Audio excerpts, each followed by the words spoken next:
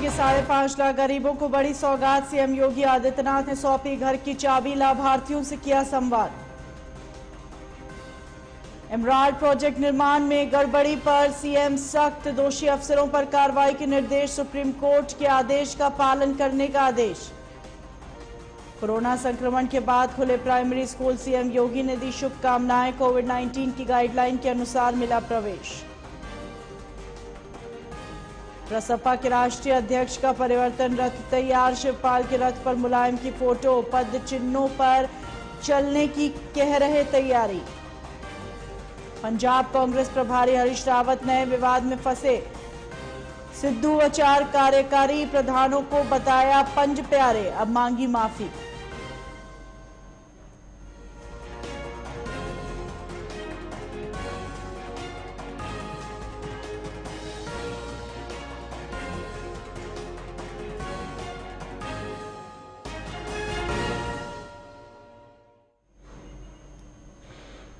नमस्कार, स्वागत है आपका। आप देख रहे हैं छत्तीसगढ़ लाइव। मैं हूं आपके साथ हिना। छत्तीसगढ़ में जहां कांग्रेस भीतर घात कलह से जूझ रही है, वहीं दूसरी तरफ बीजेपी अगले विधानसभा के चुनाव तैयारी में जोर शोर से लगी है। बीजेपी के आला कमान ने इसके लिए बस्तर जिले के जगदलपुर में चिंतन शिविर का आगाज किया। वहीं बीजेपी ने 2023 के विधानसभा चुनाव की तैयारी के लिए अपनी सोची समझी रणनीति का खुलासा किया। हालांकि पिछले चुनाव में बीजेपी बस्तर संभाग से एक भी सीट जीतने में सफल नहीं रही थी। इसी के मद्देनजर इस बार बस्तर से ही चुनावी चिंतन शिविर का आयोजन किया जा रहा है।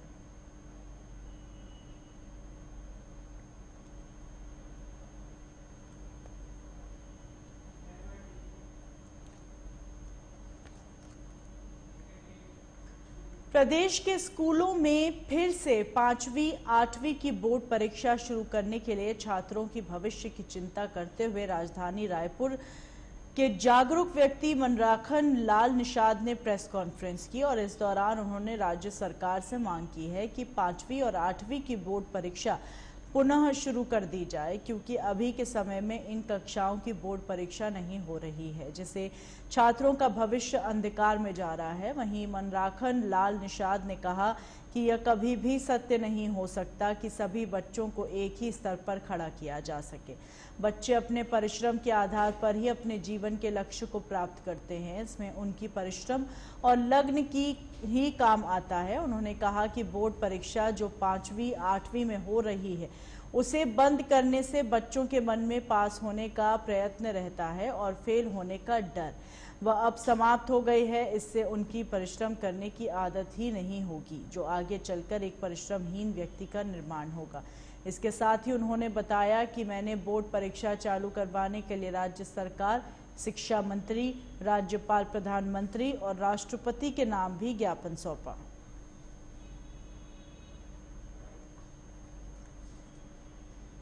आप सबको बहुत बहुत बधाई एवं शुभकामनाएं। मैं आपको बता दूं कि भगवान श्री कृष्ण कदम के पेड़ पर बैठकर बांसुरी बजाया करते थे और बहुत सारी लीलाएं किया करते थे।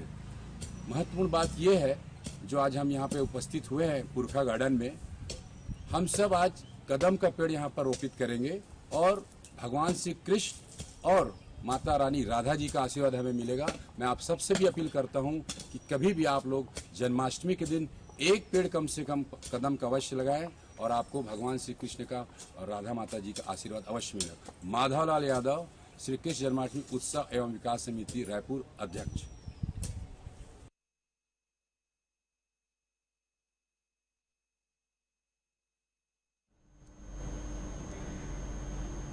छत्तीसगढ़ के मुंगेली में प्रदेश के सभी सतनामी समाज के भाई बहनों को बालक गुरुदास के जयंती पर सभी को मुंगेली जिले के सतनामी समाज ने बहुत सारी बधाई और शुभकामनाएं दी। वहीं गुरु घासीदास बाबा के द्वितीय सुपुत्र गुरु बालक दास का जन्म जन्माष्टमी के दिन हुआ था। जिस प्रकार पोथी पुराण के ज्ञानी को पंडित, राज करने वालों को राजा, सेवा करने वालों को सेवक, तपस्या करने वालों को तपस्वी, ठीक उसी तरह सत्कर्म करने वाले को सतनामी कहते हैं, जिसे सतनामी जाति के नाम से जाना जाता है। सतनामी वह है जिसका कर्म सत्य पर आधारित हो और जो सतनाम धर्म को मानता हो।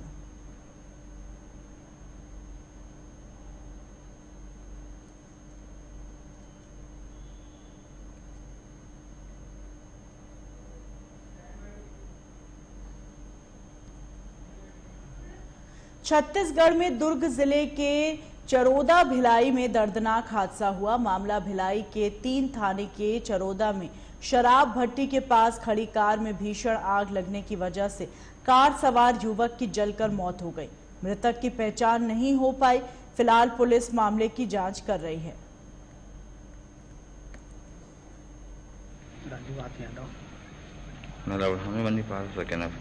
लाइट कैसे जल के तबे नहीं।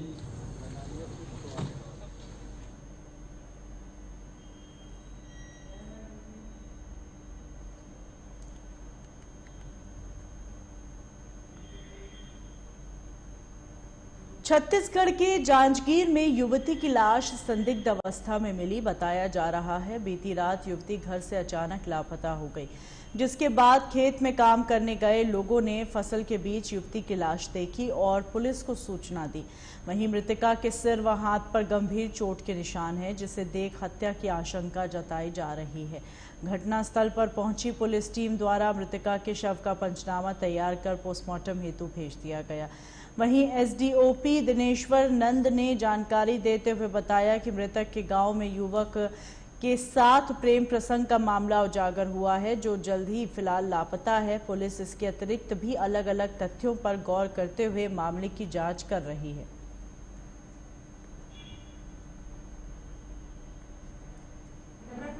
ग्राम कुदरी का ये मामला है, जिसमें मृतिका सुकृता सोनवानी, जिसकी उम्र 22 वर्ष है, जिसकी लाश कुदरी के ही नहर के किनारे एक खेत में पूरी नग्न अवस्था में मिली है और इसमें हत्या की आशंका होने पे 302 के तहत अपराध पंजीबद्ध किया गया है। मामले में सुकृता सोनवानी का गांव के ही एक व्यक्ति गुलेश अंचल के साथ प्रेम संबंध का होना सामने आया है और घटना दिनांक से ही उसका प्रेमी गुलेश अंचल वहां से गायब है, तो आशंका है उसके ऊपर। मामले में अपराध पंजीबद्ध किया जा चुका है। पीएम रिपोर्ट अभी प्राप्त नहीं हुई है। पीएम में ही मृत्यु किस प्रकार से हत्याकारित की गई है, इसका खुलासा पीएम के पश्चात ही किया जा सकेगा। मामले में विवेचना जारी है।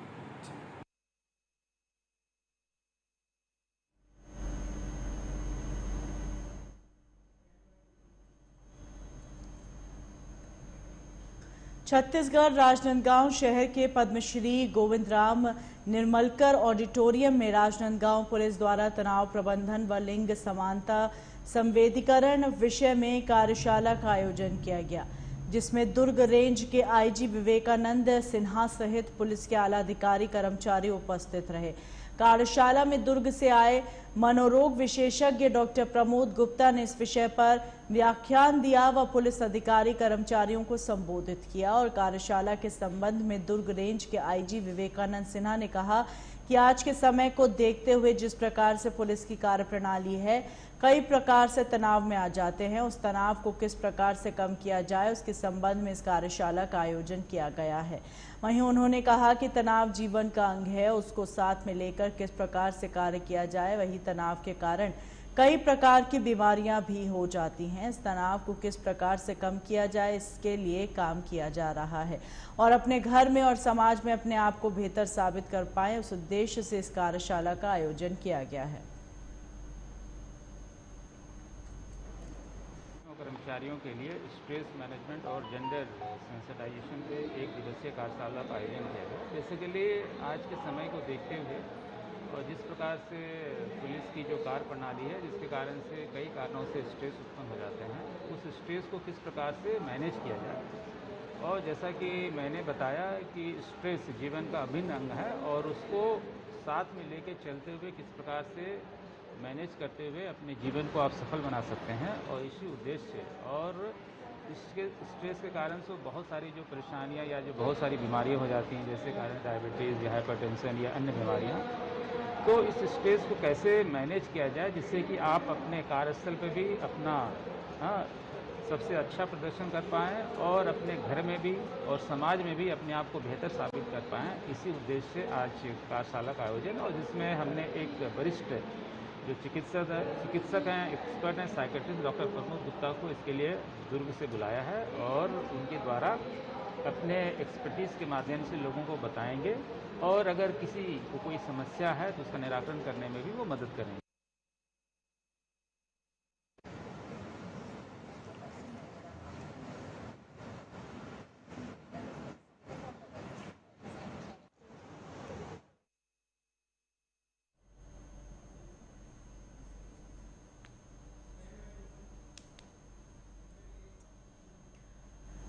वहीं राजस्थान के भिवाड़ी में चौपानकी औद्योगिक क्षेत्र स्थित एक उद्योग इकाई में अज्ञात कारणों के चलते एक टैंक में ब्लास्ट हो गया, जिसकी चपेट में आने से एक महिला सहित 3 श्रमिक गंभीर रूप से झुलस गए।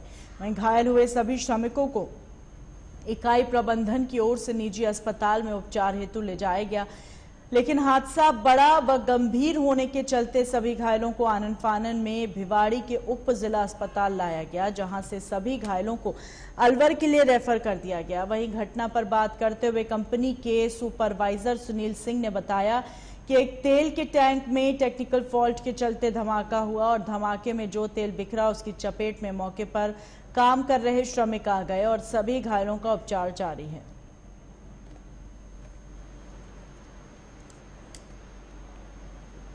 तेल का टैंक फटा था। कहाँ पे, किस कंपनी में? यूनिवर्सल चौपान। तो उसमें कितने लोग झुलसे हैं? लोग तो सब बहुत थे। अच्छा, तो कितने लोग झुलसे हैं उसमें? उसमें 3 आदमी। अच्छा, हाँ। तो आप भी उसी समय वहीं थे? हाँ, मैं भी उसी समय भीतर था। क्या आप काम करते हैं सारे? वे इंगट का काम करते हैं।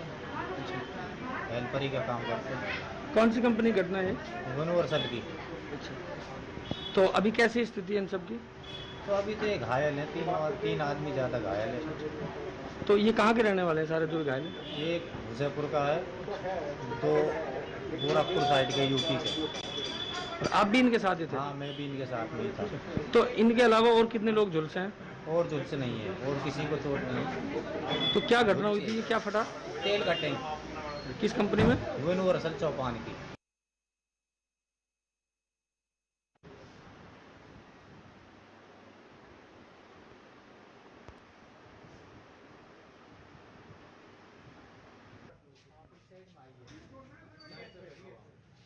तू लेट जाना आराम से, दोनों नहीं बैठ जाएंगे।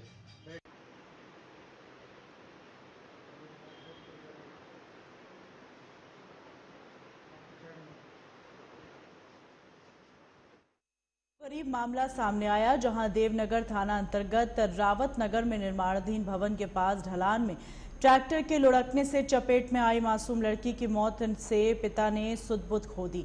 फिर देर रात उसे लड़की के जीवित होने का पता लगा तो उसकी खुशी का ठिकाना नहीं रहा और वो लड़की पाल रोड पर निजी अस्पताल में आईसीयू में भर्ती है। निजी अस्पताल के चिकित्सकों का कहना है कि घायल मनीषा की हालत में सुधार है, जबकि सुध-बुध खोए पिता ने खुद की बेटी की मौत की खबर देते हुए शव को गांव ले जाने के लिए मदद मांग ली थी। देर रात उसे चिकित्सकों ने बेटी के जीवित होने की जानकारी दी।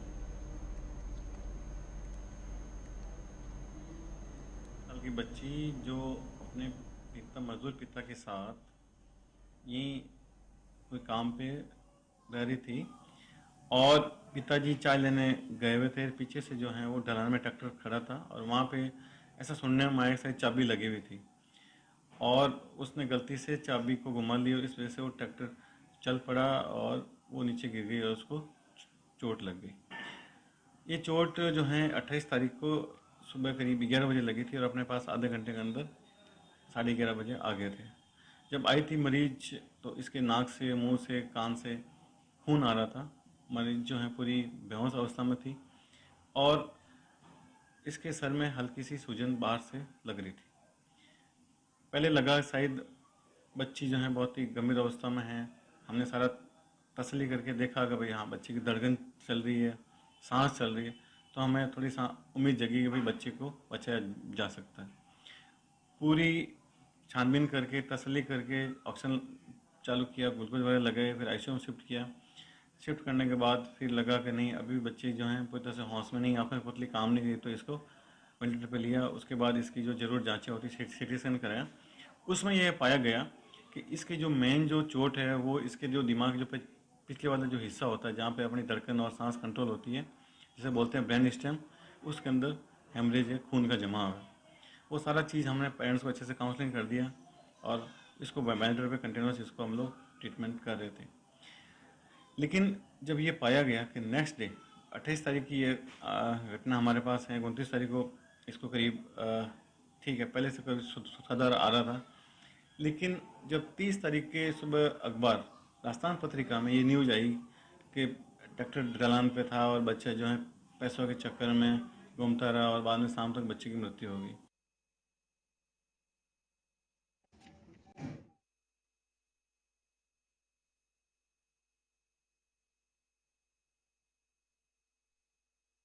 क्षेत्र के वार्ड नंबर 16 बुर्जा की ढाणी में अज्ञात कारणों से आग लगने से 3 घर जलकर राख हो गए। अज्ञात कारणों से हुए अग्निकांड में पशु चारा और घरेलू सामान जल गया। सूचना मिलने के बाद शाहपुरा दमकल मौके पर पहुंची। दमकल की मदद से आग पर काबू पाया गया, लेकिन आग की तीव्रता अधिक होने के कारण घरेलू सामान और पशु चारा जलकर राख हो गया। मौके पर प्रशासनिक अधिकारियों ने पहुंचकर नुकसान की रिपोर्ट तैयार की।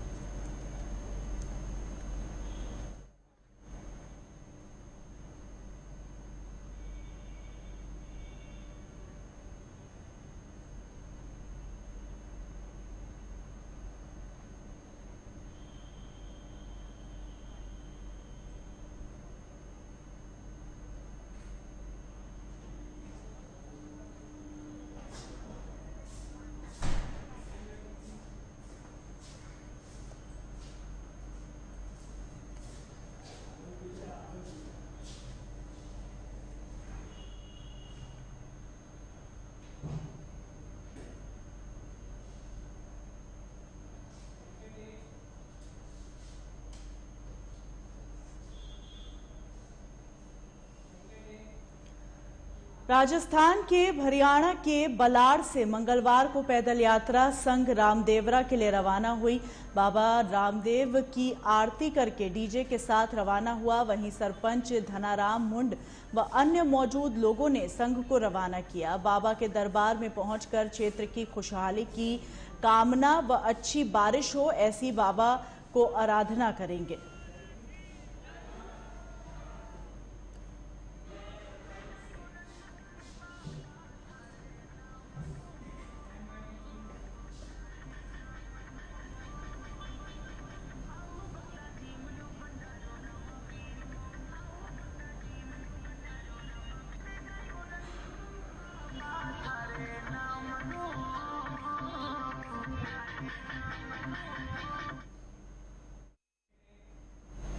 रुकेंगे ब्रेक के लिए। ब्रेक के उस पार खबरों का सिलसिला यूं ही जारी रहेगा।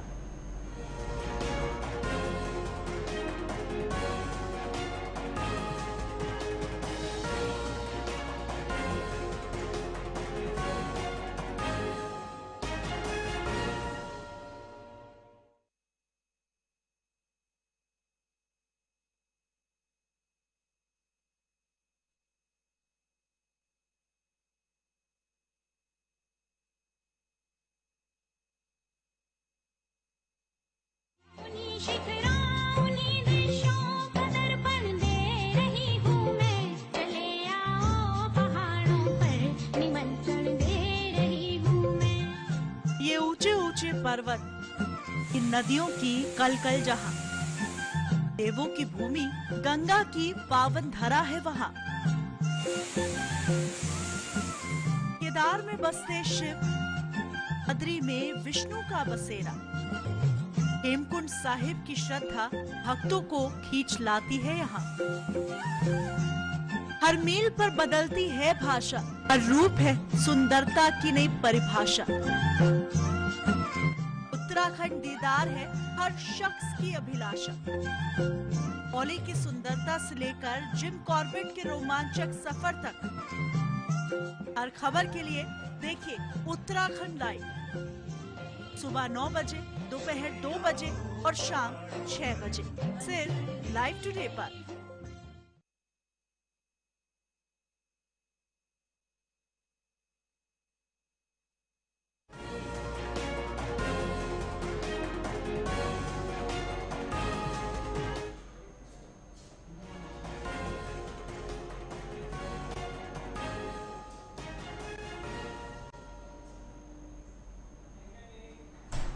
ब्रेक के बाद स्वागत है आपका। हमीरपुर जिले से दिल दहला देने वाली एक घटना सामने आई। मासूम बच्चे का शव नाले में छत विछत अवस्था में मिला, जिसकी शरीर के कई टुकड़े कर हत्या कर दी गई। बच्चा 3 दिन पहले लापता हो गया था। परिजनों का आरोप है पुलिस को सूचना देने पर भी पुलिस ने कोई कार्रवाई नहीं की और उसकी बेदर्दी से हत्या कर दी गई। फिलहाल मौके पर पहुंचे पुलिस के आला अधिकारियों ने मामले की जांच शुरू करवा दी। डॉग स्क्वाड और फोरेंसिक की टीमें भी मामले की जांच कर रही हैं।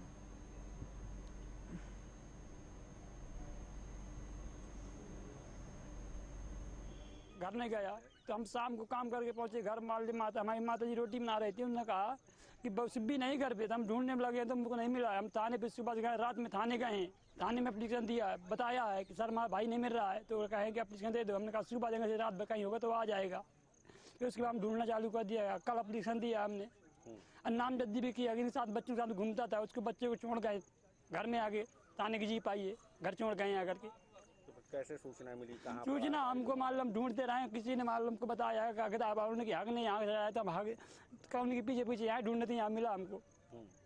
किस हालत में क्या मिला आपको? यही हालत में ऐसे मिला हमको।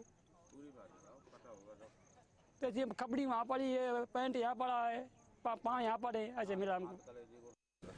देखिए, ये जो डेड बॉडी मिली है, ये एक बालक है जिसकी उम्र करीब 12-13 वर्ष है। उसका नाम सुप्पू है और कमरुद्दीन का लड़का है। और ये 30 तारीख को जन्माष्टमी से गायब था। आज इसका छत विच्छत जो है शव मिला है और इसका पंचनामा हम लोग करा रहे हैं। सब ये जो अवशेष मिले उन्हें एकत्र कर लिया गया है, पोस्टमार्टम के लिए भेज रहे हैं और घर वालों से तहरीर ले रहे हैं और जानकारी की जा रही है। क्या कारण लग रहा है सर अभी?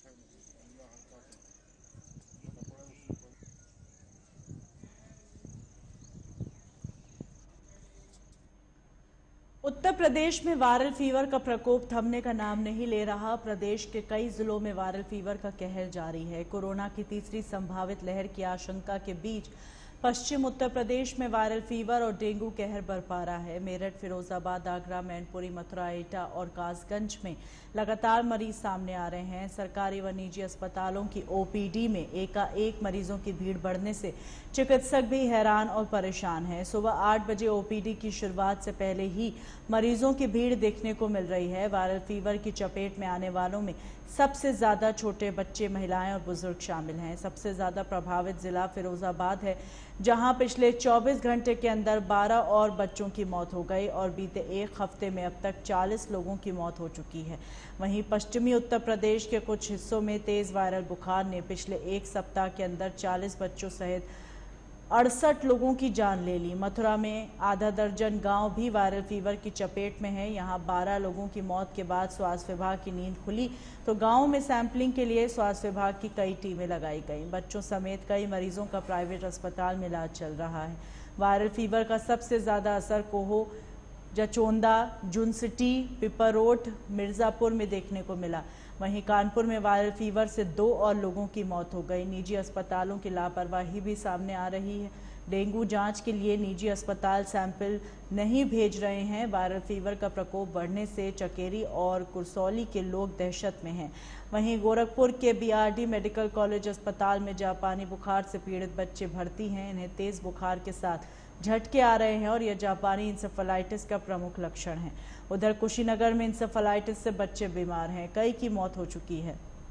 सामुदायिक केंद्रों में इंसेफेलाइटिस का टीका खत्म है, टीकाकरण का काम रुका है, लेकिन राज्य सरकार का दावा है कि इलाज में कहीं कोई कमी नहीं है।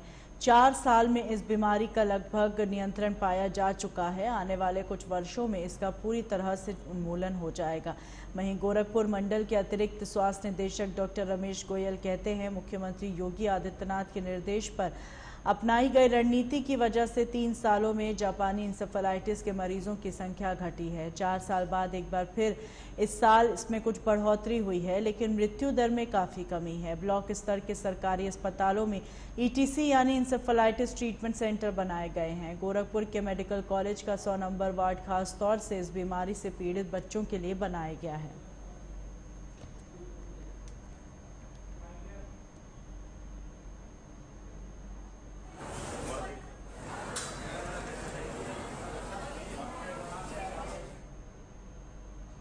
इन्हीं खबरों के साथ बुलेटिन में फिलहाल इतना ही। दीजिए इजाजत।